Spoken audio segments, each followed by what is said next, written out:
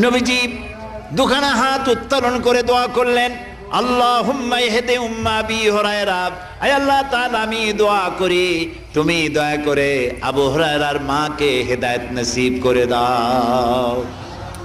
রাসূলুল্লাহ দোয়া করলেন আল্লাহ ওর মায়ের হেদায়েত করে দাও। হযরত আবু হুরায়রা রাসূলের মুখে দোয়া শুনে দিয়েছেন দৌড়।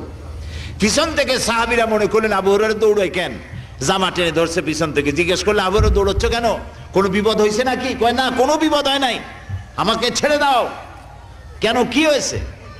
হযরত আবু হুরায়রা বলেন, সাহাবীরা আমাকে ছাড়ো, আমি দৌড়াইয়া বাড়ি গিয়ে দেখতে চাই। আমি আগে দৌড়াইয়া বাড়ি পৌঁছলাম, নাবি বাড়ি পৌঁছবার আগে আল্লাহ নবীর দোয়া আমার বাড়ি পৌঁছায়। সেই দুইটা জিনিসের কোনটা আমি দেখতে চাই।